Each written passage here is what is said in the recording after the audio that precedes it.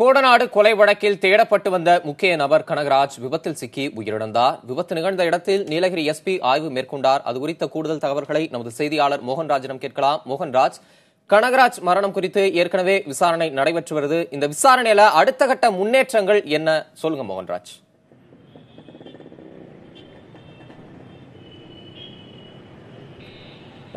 தம்பி தமிழரசன், இந்த சம்பவத்தை, கனகராஜ் உயிரிழந்த சம்பவத்தை பொறுத்தவரைக்கும் காவல்துறையினர் பல்வேறு தகவல்களை வெளியிட்ட வண்ணம் இருந்தார்கள். குறிப்பாக கோடநாடு காவலாளி ஓம்பகதூர் கொலை செய்யப்பட்ட வழக்கில் தனிப்படை போலீசார் பல்வேறு கோணங்களில் விசாரணை தொடங்கியிருந்தாங்க.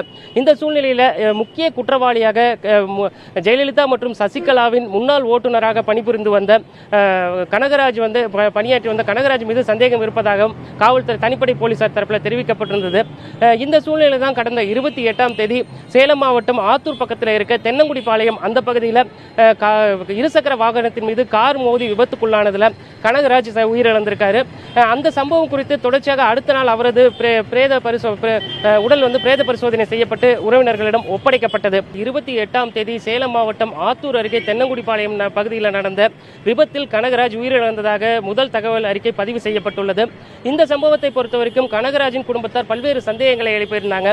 குறிப்பாக முக்கிய குற்றவாளியாக கொடநாடு காவலாளி கொலை வழக்கில் முக்கிய குற்றவாளியாக கருதப்பட்ட கனகராஜ் காவல்துறையினர் கைது செய்வதற்கு என்ன மாதிரியான நடவடிக்கைகள் மேற்கொண்டார்கள், சொந்த ஊரான சேலம் மாவட்டத்தில் அவர் தங்கியிருந்த போது காவல்துறையினர் அவரை நெருங்கினாங்களா, அல்லது இது நடந்தது 28ஆம் தேதி அன்று நடந்தது விபத்தா, அல்லது திட்டமிட்டு ஏற்படுத்தப்பட்ட எதேச்சையாக நடந்த விபத்தா, அல்லது திட்டமிட்டு ஏற்படுத்த விபத்தா என பல்வேறு சந்தேகங்களை கனகராஜோட அண்ணன் முன் வச்சிருந்தாரு.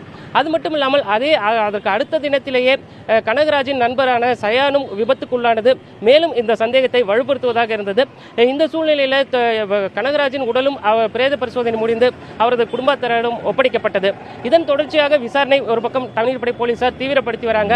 அந்த அடிப்படையில் நீலகிரி எஸ்பி முரளி ரம்பா நேற்றைய தினம் சேலம் வந்திருந்தாங்க. சேலத்தில் கனகராஜின் சொந்த ஊரான எடப்பாடியில் உள்ள அவரது வீட்டில் அவங்க கனகராஜின் மனைவி மற்றும் அண்ணன் தனபால் உள்ளிட்டோரிடம் நேரடியாக விசாரணை நடத்தியிருக்காங்க.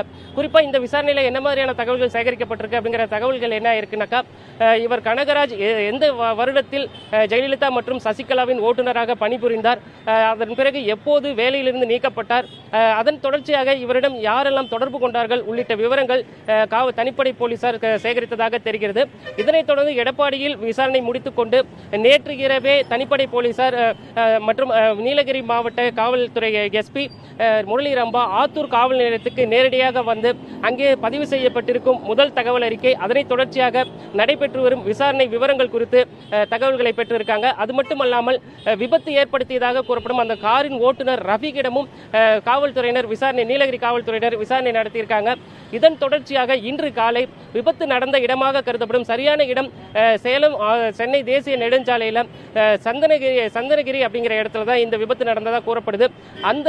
அந்த விபத்து நடந்த இடத்தையும் நீலகிரி எஸ்பி முரளி ரம்பா நேரில் பார்வையிட்டு ஆய்வு செஞ்சிருக்காரு. குறிப்பாக அந்த பகுதியானது விபத்து நேர்வதற்கு ஏற்ற பகுதியா, இந்த இடத்தில் விபத்து நடந்திருக்க கூடுமா அப்படிங்கிற பல்வேறு விஷயங்களும் நேரடியாக ஆய்வு பண்ணதாக தெரிகிறது. தம்பி தமிழரசன்.